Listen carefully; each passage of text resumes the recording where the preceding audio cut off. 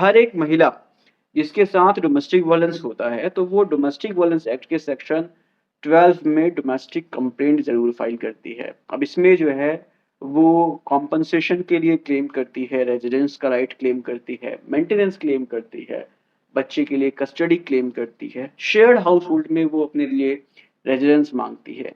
तो ये सारी चीज़ें, ये सारी फैसिलिटी हमको protection of woman against domestic violence act के section 12, section 17, section 18, section 19, section 20, 21, 22 में मिलता है।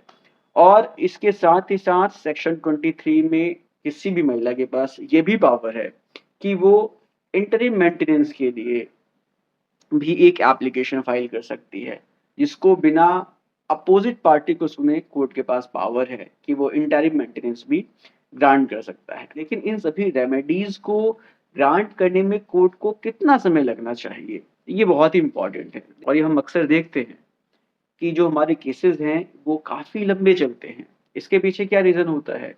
इसके पीछे रीज़न होता है कि हम अपने ही केस को प्रॉपर तरीके से परस्यू नहीं करते, अपने ही केस में डेट्स लेते रहते हैं।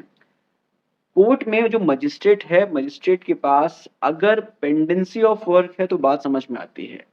अगर कोई जस्टिफाइड रीज़न है तो बात समझ में आती है केस में डिले होने की।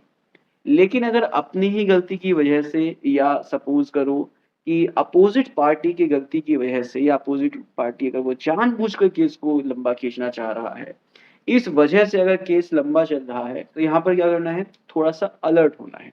अलर्ट किस तरह से होना है? जो सेक्शन 12 है डोमेस्टिक वायलेंस एक्ट का, इसका जो सबसेक्शन 5 है वो बेसिकली कहता है कि मजिस्ट्रेट 60 दिन के अंदर कोई भी एप्लीकेशन जो सेक्शन 12 में फाइल की गई है, किसी भी पर्टिकुलर रेमेडी के लिए, चाहे वो रेजिडेंस की रेमेडी हो, कॉम्पेंसेशन की रेमेडी हो, मेंटेनेंस की रेमेडी हो, किसी भी तरह की रेमेडी के लिए कोई भी एप्लीकेशन सेक्शन 12 में फाइल किया गया है, तो मजिस्ट्रेट उसको 60 दिनों के अंदर डिसाइड करेगा।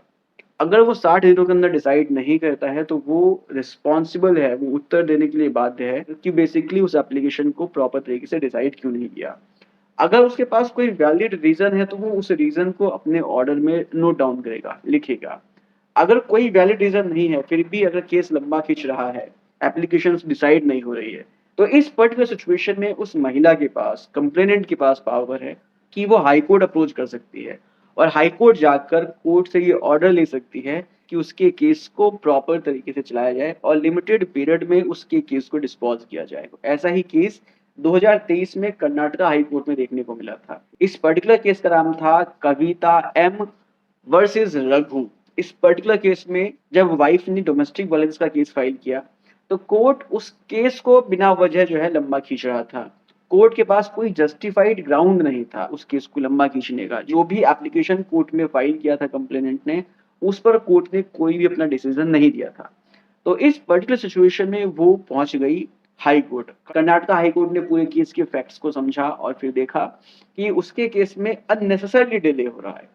कोर्ट के पास कोई भी वैलिड ग्राउंड नहीं था, कोई भी वैलिड रीज़न नहीं था, ये बताने के लिए कि उसकी जो एप्लीकेशंस हैं, उस पर कोर्ट सुनवाई क्यों नहीं कर रही है। तो बेसिकली इस तरह से कर्नाटका हाई कोर्ट ने देखा कि उस कंप्लेनेंट के केस में कोई भी कार्रवाई प्रॉपर तरीके से नहीं हो रही है और उसका कोई प्रॉपर जस्टिफाइड रीज़न भी नहीं है कोर्ट के पास। तो ऐसा देखते हुए कर्नाटका हाई कोर्ट ने मजिस्ट्रेट को ऑर्डर दिया कि कंप्लेनेंट के केस की सुनवाई 4 हफ्तों के अंदर खत्म करके उसमें ऑर्डर पास किया जाए। तो इस तरह से बेसिकली कंप्लेनेंट ने सेक्शन 12 सबसेक्शन 5 का फायदा उठाया और अपने केस को लिमिटेड टाइम फ्रेम में खत्म करवाया। तो इस तरह से बेसिकली आप भी हाई कोर्ट अप्रोच कर सकते हैं अगर आपके केस में डिले हो रहा है। कोर्ट बिना किसी जस्टिफाइड रीजन के आपके केस को लंबा खींच रहा है या अपोजिट पार्टी उसको लंबा खींच रही है, तो आप जो है हाई कोर्ट अप्रोच कर सकते हैं और हाई कोर्ट से एक ऑर्डर पास करवा सकते हैं, जिसमें मजिस्ट्रेट को ये ऑर्डर मिलेगा कि आपके केस को विद इन टाइम फ्रेम में डिस्पोज किया जाए और उसमें जजमेंट आ सके। उम्मीद करता हूँ कि वीडियो इन्फॉर्मेटिव लगी होगी। अगर इन्फॉर्मेटिव लगी है तो आप इसको शेयर कर सकते हैं। मिलते हैं नेक्स्ट वीडियो में। Take care, bye bye.